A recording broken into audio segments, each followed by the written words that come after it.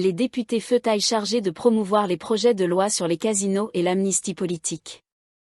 Les députés du parti Pheu Thai ont reçu pour consigne de promouvoir les projets de loi sur les complexes de casinos-divertissement ainsi que sur l'amnistie politique dans leur circonscription pendant la pause parlementaire, afin d'assurer leur adoption sans encombre. Selon Danuporn Punakanta, porte-parole et député du parti, la première ministre Paetongtarn Shinawatra a demandé aux élus de consulter leurs électeurs sur plusieurs sujets sensibles, dont la légalisation des jeux d'argent dans les casinos. Une mesure qui suscite des tensions au sein de la coalition gouvernementale. Les ministres du cabinet issus du parti ont également été appelés à se joindre aux députés sur le terrain pour discuter et coordonner une réponse complète aux préoccupations du public, a-t-il précisé. Concernant le projet de loi sur l'amnistie, M. Danuporn a souligné l'importance de bien définir son champ d'application afin d'éviter de futurs conflits. Nous ne voulons pas que ces projets de loi déclenchent des manifestations massives susceptibles de menacer la stabilité du pays, a-t-il déclaré. Les délibérations sur le projet de loi concernant les complexes casinos-divertissement, initialement prévus pour la session parlementaire actuelle, ont été repoussées à la prochaine session, qui débutera le 2 juillet. Des observateurs estiment que le Parlement pourrait ne pas approuver le texte, en raison de l'opposition venant du parti BUMJT, le deuxième plus grand parti de la coalition gouvernementale. Le secrétaire général du parti, Sheshanok Shitchob, s'est exprimé contre ce projet, mais le chef du parti, Anutin Charnvirakul, a précisé que les propos de M. Sheshanok relevaient de ses convictions personnelles et ne reflétaient pas la position officielle du parti. M. Anutin a réaffirmé l'engagement de BUMJT à soutenir la politique de la Première ministre. Par ailleurs, le chef de la majorité gouvernementale, Wisut Chenarin, a indiqué que l'opinion publique sur le projet de loi concernant les casinos avait nettement évolué. Il a noté que, une fois que les gens comprendront mieux le contenu du projet, il progressera. Selon M. Wisut, la majorité des Thaïlandais ne sont pas opposés au projet, mais souhaitent en savoir davantage, notamment sur ses retombées économiques. L'avenir du texte lors de la prochaine session dépendra donc de l'efficacité des consultations publiques en cours, a-t-il ajouté. L'opposition déterminée à poursuivre la première ministre Paetongtarn Shinawatra en justice.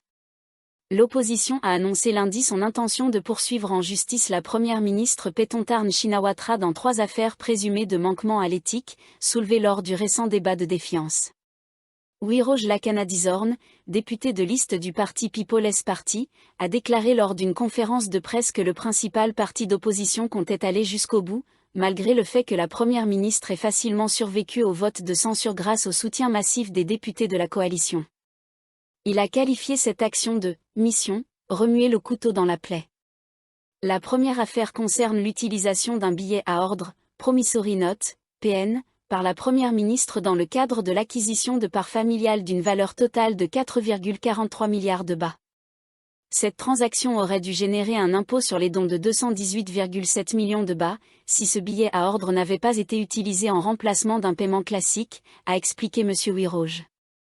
Il a souligné qu'il était très inhabituel que la première ministre n'ait pas précisé quand et comment le paiement de ces parts devait être effectué, ajoutant que les intérêts générés par ce retard n'avaient pas non plus été mentionnés. Tous ces éléments jettent le doute sur les véritables intentions de Mme Paetongtarn, a-t-il déclaré, affirmant que l'utilisation du PN pourrait dissimuler une opération destinée à éviter le paiement de l'impôt sur les dons. Le People's Party attend toujours une réponse du département des impôts à une demande officielle soumise le 28 mars. Le parti a demandé si l'usage de ce billet à ordre dans ce cas précis ne constituait pas une manœuvre d'évitement fiscal, a précisé M. Wiroj.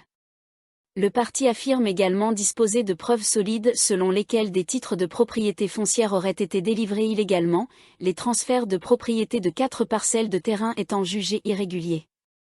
Dans la troisième affaire, le People's Party a saisi la Commission nationale anticorruption, NAC, pour demander une enquête sur l'absence de réaction de la première ministre en tant que chef du gouvernement et fille de l'ancien premier ministre Thaksin Shinawatra. Face aux interrogations portant sur les privilèges supposément accordés à son père.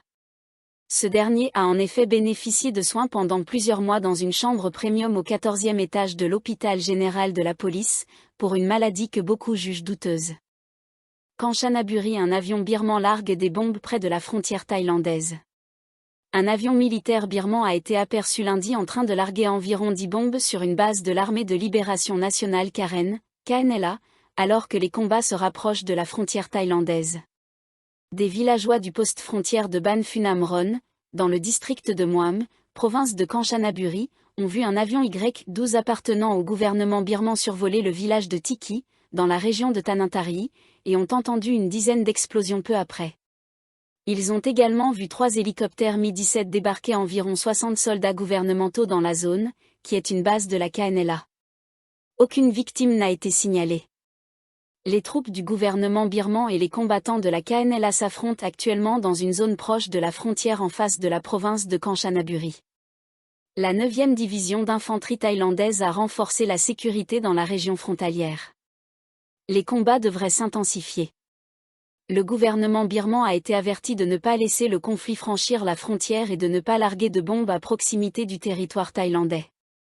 Une source sécuritaire thaïlandaise a indiqué dimanche que la KNLA avait réussi à repousser les soldats birmans d'une base située à Tita, à environ 12 km de Ban Phunam Ron, samedi. De nombreux villageois birmans ont quitté leur foyer pour se réfugier dans des camps le long de la frontière. Narathiwat, 17 personnes blessées lors de 2 attaques dans la province de Narathiwat. 17 personnes ont été blessées lors de 2 attaques survenues dimanche soir dans la province de Narathiwat, l'une impliquant un attentat à la bombe, l'autre une fusillade pendant un dîner. La sécurité a été renforcée dans la région alors que les autorités mènent l'enquête sur ces incidents. Selon des sources, le commandant de la 4e armée, le lieutenant-général Pesal Nouzan, a ordonné d'augmenter la sécurité dans les zones urbaines, économiques et considérées à risque dans les districts de Muang et Sangay-Kolok. Les attaques ont eu lieu dans les districts de Muang et Waeng. Dans le district de Muang, une moto avec sidecar garée a explosé vers 18h45 devant le logement des officiers du poste de police de Kok Kiang, dans le sous-district de Kok Kiang. L'explosion a endommagé le bâtiment, la clôture et d'autres véhicules garés à proximité. 9 personnes ont été blessées par des débris et des éclats. Dans le district de Waeng, des hommes armés ont lancé une grenade et tiré sur des bouddhistes thaïlandais qui dînaient devant une maison dans le village de Ban Korler Tuor vers 19h15. 7 personnes ont été blessées et transportées à l'hôpital de Sangay-Kolok. Les enquêtes se poursuivent.